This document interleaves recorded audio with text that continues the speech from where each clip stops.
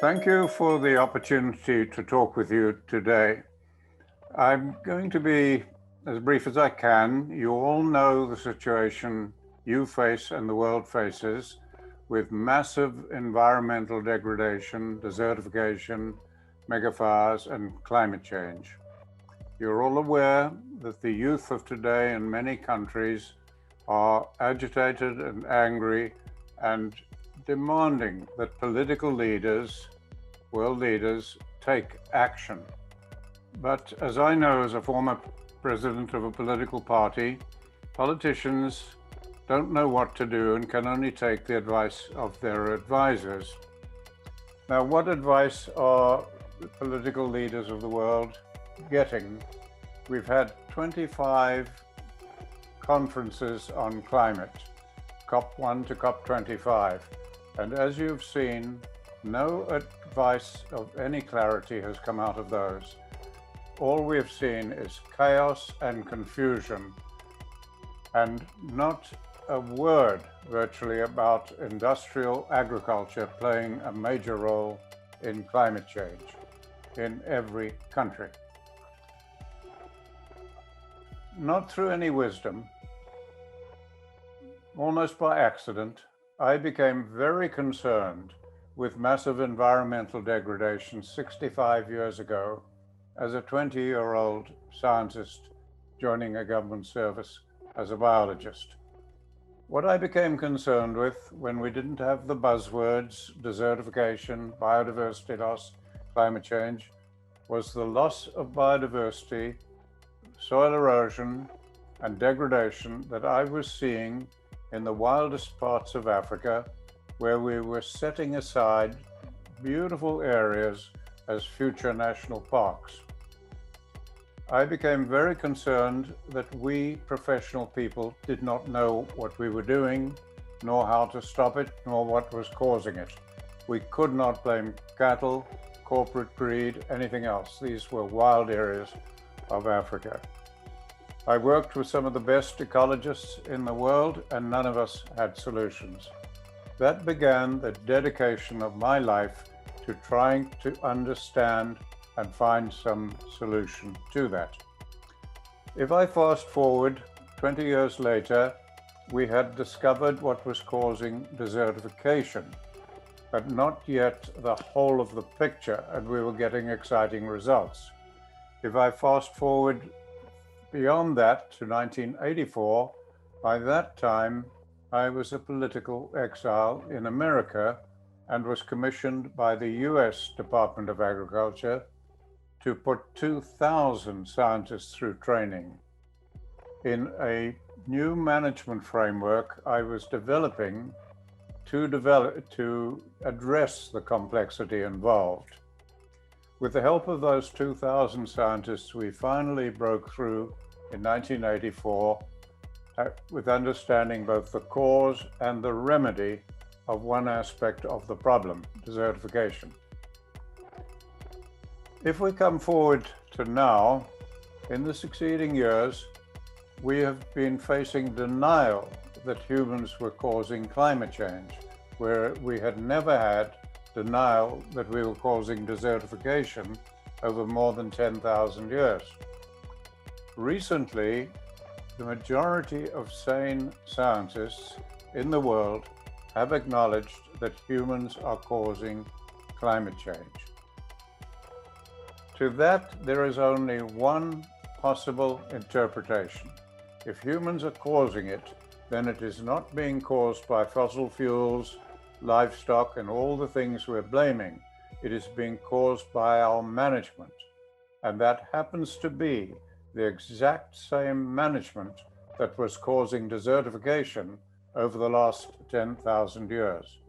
Now, I cannot explain all of this that is in the third edition of my textbook and has taken 65 years of work, but you can follow up and gain knowledge about it.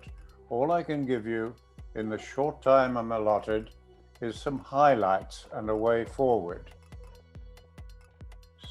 What we make and what we produce, I want to distinguish from what we manage.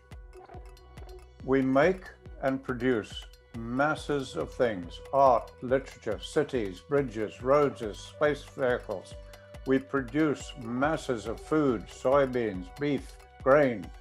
All of these things we make or produce do not involve complexity.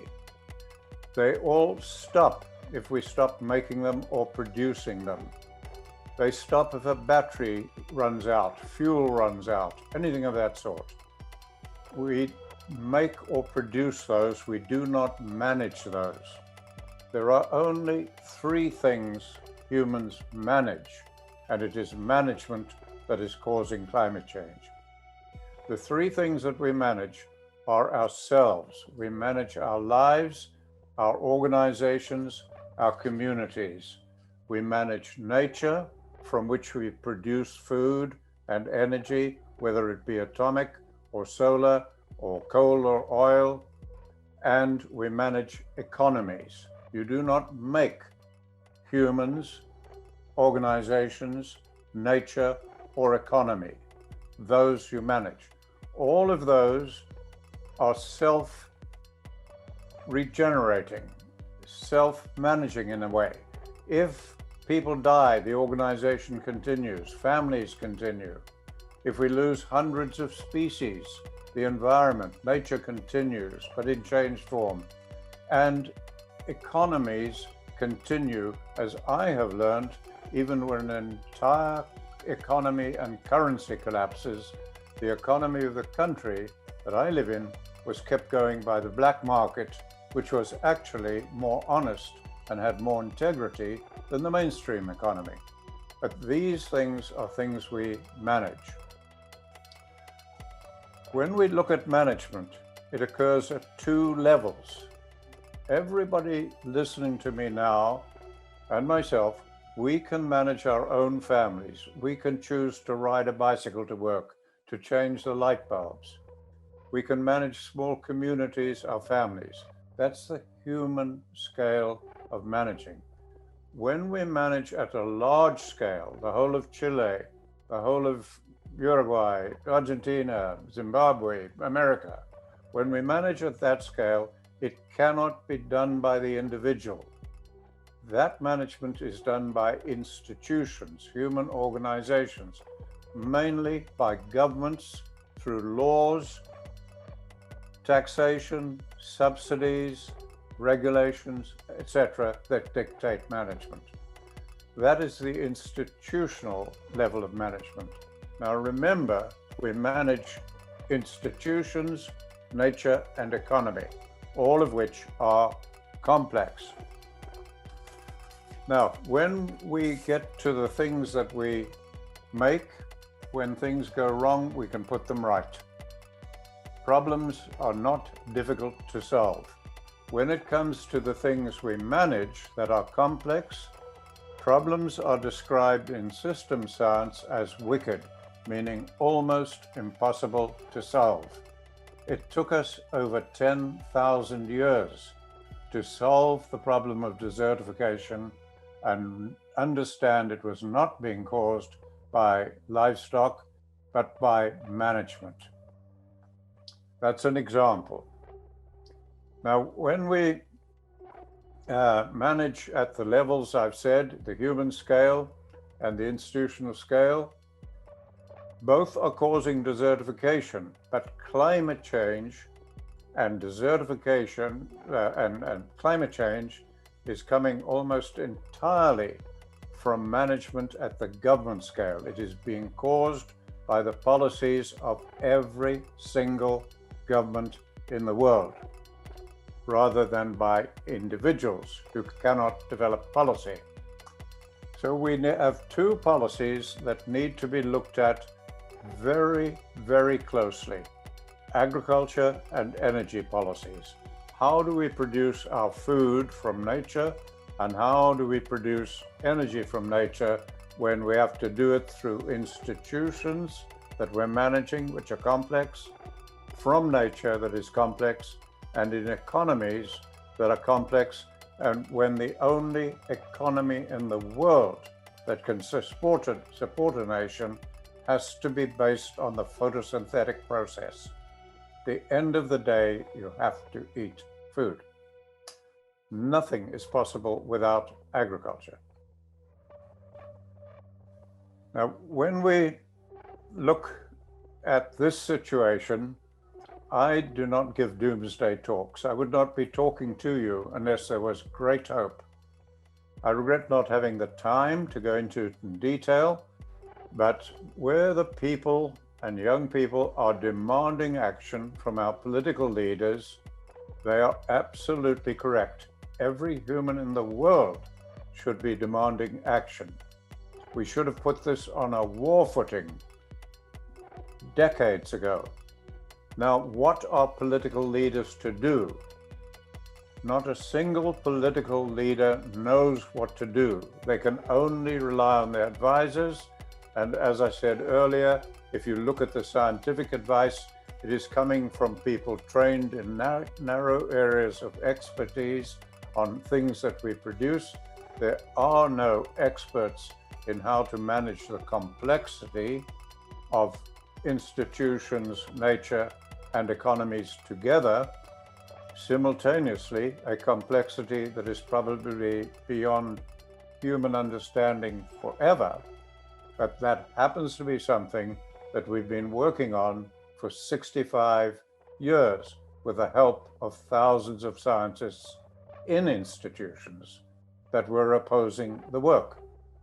So what I would like to suggest to you is the same suggestion I've been making to many others, and I would give to any politician thinking as though I was still president of a political party, as I once was, and knowing how politicians develop policies and that they cannot take political risk. I would suggest that to your government, the head of your government, that you simply carry on policies as you are doing today. Those policies are developed by your politicians with advice from interest and pressure groups and from experts in agricultural production, food, etc., but not in how to deal with complexity.